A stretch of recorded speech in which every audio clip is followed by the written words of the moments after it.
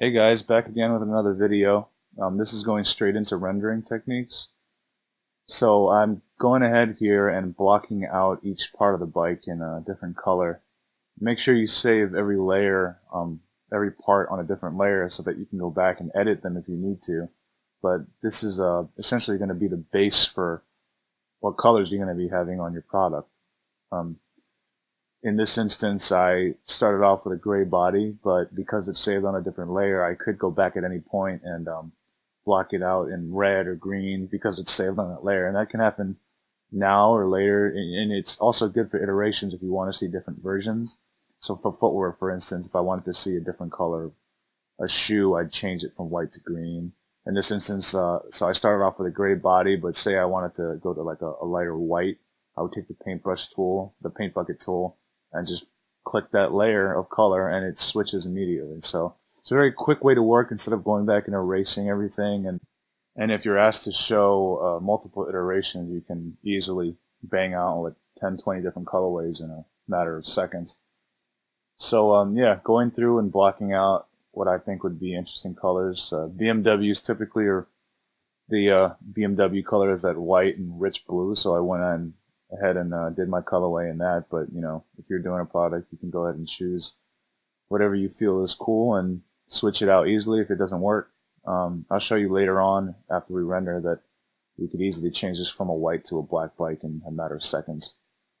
So after everything is blocked out, you're going to go ahead and select a black, it could be really any tool, paintbrush or marker, and create a layer that is of not full opacity. So you can see I'm going in now and I'm shading in, it's a black marker, but it's at say 20% opacity, and that creates my ability to shade out parts that are, you know, hitting the light in certain ways.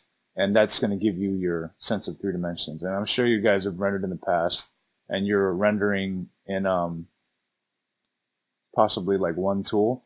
But when you use a black marker and you turn down the opacity, you actually have the capability of changing that level of opacity throughout the entire render process. So if an area doesn't look dark enough or light enough, you can go back inside the layer the layer window and change the opacity so that it amps up the effect of the shading or highlights in any manner. So I'll do that with blacks for shading. As you can see, like going into the wheel here, going into the forks, the frame, I'm hitting essentially all the parts that are away from the light.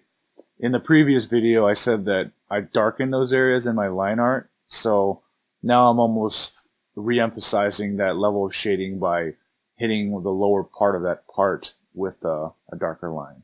And in the reverse manner, I'll go back in with a white and turn that opacity down to say about 20%, and then go and highlight things on the opposite end. So the effect of the darker shading and then the highlight of white on top of the object, it really gives the sense of the part rounding or shading if it's a rectilinear shape.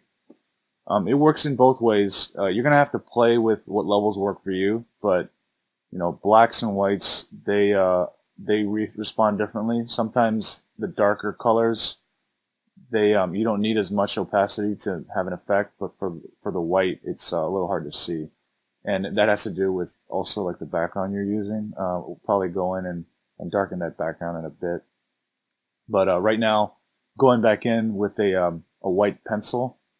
So I'll do my base almost highlighting in a lower opacity, wider fine brush. And then I'll go in with a white pencil and really etch out the details that I want people to see.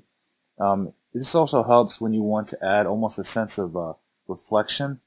When you hit a section with almost a tinge of white, the way I'm doing here, it really gives the viewer the idea that the part is sparkling.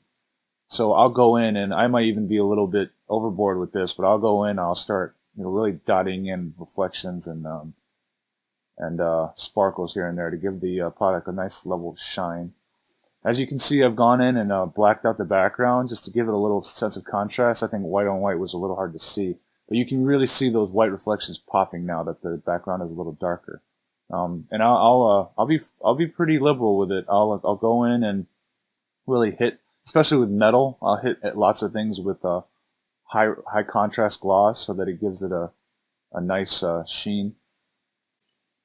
One thing I like to play up when I'm rendering is kind of the technology of the product. I feel like if you can really bring the tech to life, it helps the product jump off the page. So in this instance, I'm activating a headlight and using an airbrush tool to give the appearance of light.